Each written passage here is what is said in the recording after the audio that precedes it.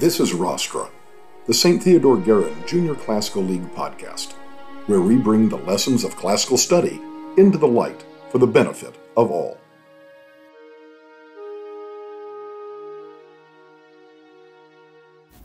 Welcome back to another episode of Rostra, and we got Kyle Taylor with us today. Kyle and I were just talking about the fact that we are both surprised that this topic has not already been done on Rostra. So what is this topic and why did you pick it? The topic is 300 Spartans, and I chose it because, one, if you've seen most movies, you're probably going to see the 300, which is a great movie, even though it has some historical inaccuracies, but it's fun all this. Right. We'll get to that. So was that what introduced you to this event in world history? Was the movie? Was that what made you aware of it? Okay. So, of course, you're talking about the movie 300. Came out, I don't know, mid-2000s, I suppose. And based on a graphic novel of the same name. And all of that goes back to a movie that was made in the 1960s called The 300 Spartans. And it was a very traditional movie, certainly for that time period. Typical kinds of costuming and scene, footage and so forth, and the way they acted it out. Then the graphic novel comes along, and the movie, really inspired by the graphic novel, very, very different in terms of the style of telling the story. So we'll get into some of that here a little bit later. So who were the 300 Spartans, and why are we telling so many stories about them 2,000 years later? The 300 Spartans were a group led by King Lionus, who had to go and stop the Persians, basically, from invading the rest of Greek. And so Athens and all of them, they were like warring, some of them were warring, and they had the Olympics going on, which is a big major event and just culture thing for the Greeks back then. And they took 300 Spartans and about 7,000 other soldiers from the other Greek territories, and they went up to Thermopylae, where they waited and scouted for the Persians, and they chose there because it was the best place to defend, where the Persians' numbers didn't matter, because they had an estimate of 100,000 to like 300,000 soldiers. So we'll get right to that, but let's start off with that first point you said. Exactly right. So you've got the Persian Empire going to invade Greece. You'd think all the different city-states of Greece would really come together to defend. They didn't, and even the Spartan army itself was not able to go.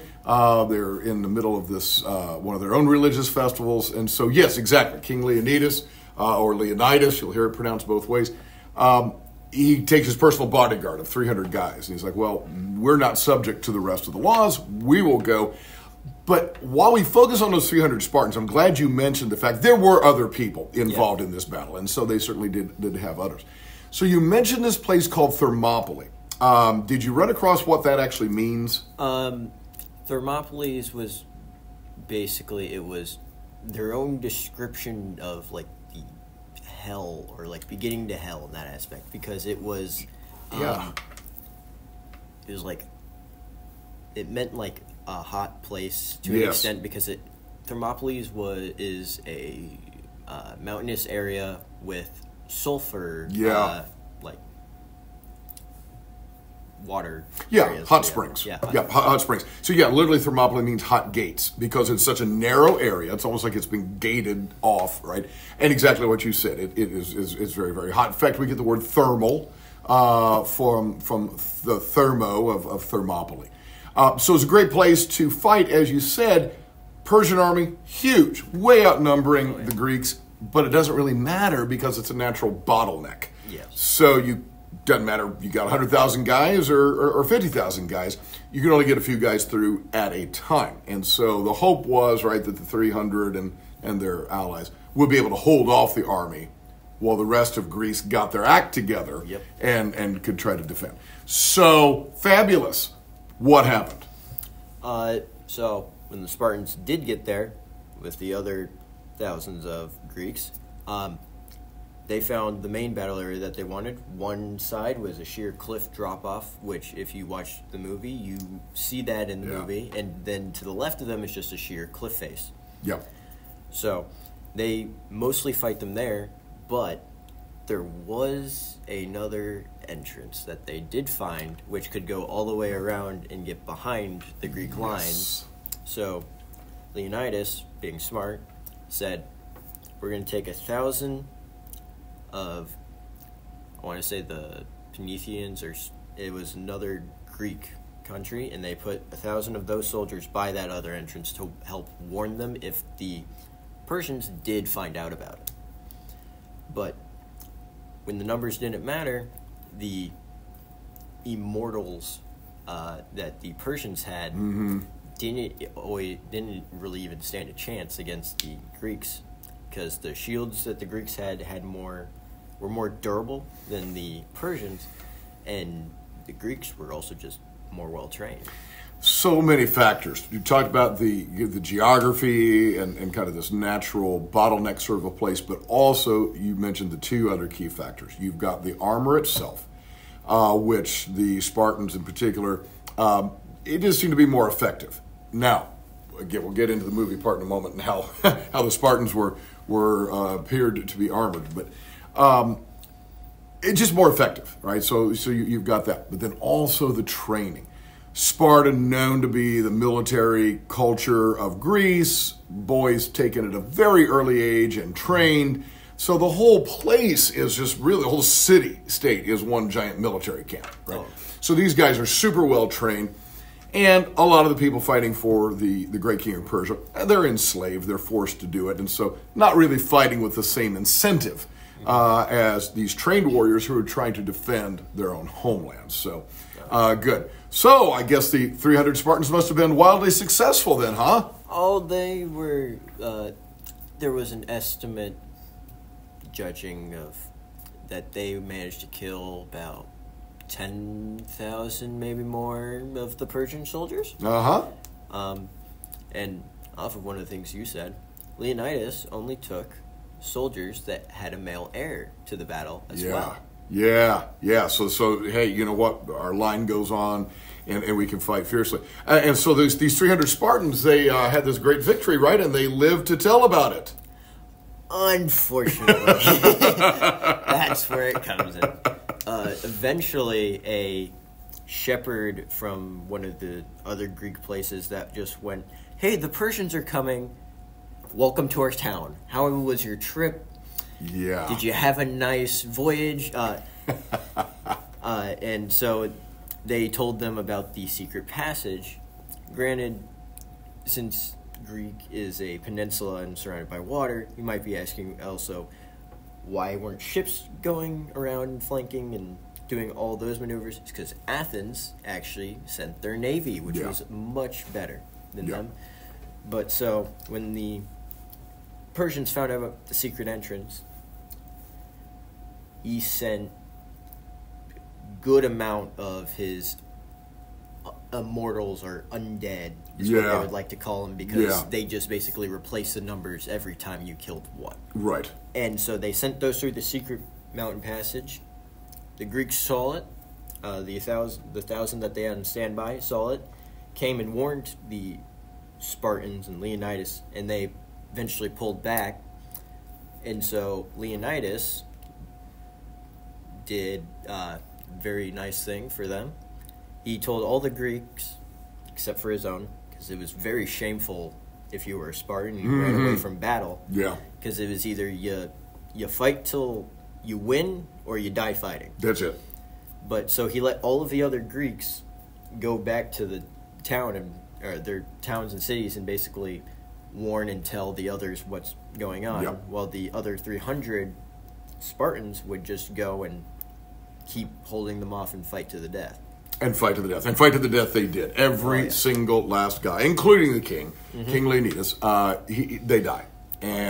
But it gave enough time for the rest of the Greeks to get their armies together, and within the following year, the Persians were driven back. obviously it's one of these great heroic stories, right? The few against the many, those who are willing to sacrifice their own lives for the safety of others. David versus Goliath. Exactly. It's a David versus Goliath story. It's the Alamo. It's all we love those stories. And of course they're true. They're out of history, but they're so inspiring and so forth.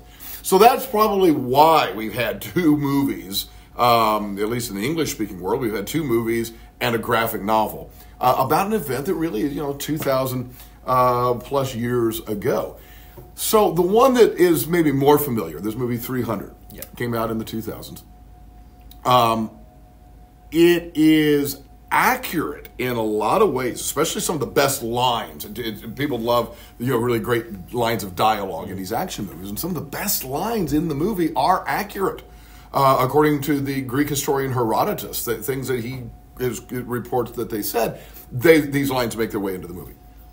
On the other hand, it's a modern movie. It's told in a comic book kind of style.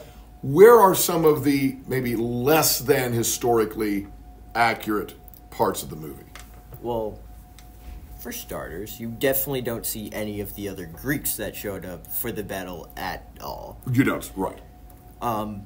And granted, you see them in the movie kind of create a wall out of the bodies of the dead Persians, so we can't exactly say they happened for sure. Right. But basically, they definitely were.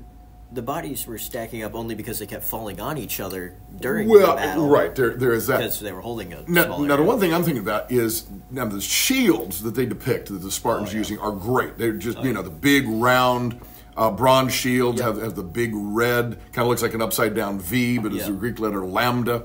Really was the name for Sparta was Lacedaemonia, begins with that letter. But they portray the Spartans as fighting shirtless. Oh, yeah. Right? And that was not the case. These guys are armored up, okay? Yeah. So they've got full body armor on and the helmets and all this.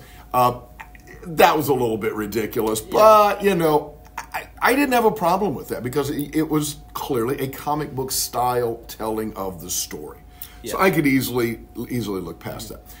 There's a guy in the movie, I think from the Persian side, he's got like lobster arms or something, and he's kind of monstrous. And again, I didn't have a problem with that because while obviously not accurate, Persians didn't have lobster hands, yet it kind of portrays it from the Greek perspective. Right? These guys were monstrous. These guys were terrifying. These guys were scary coming in such numbers. So I was okay with that.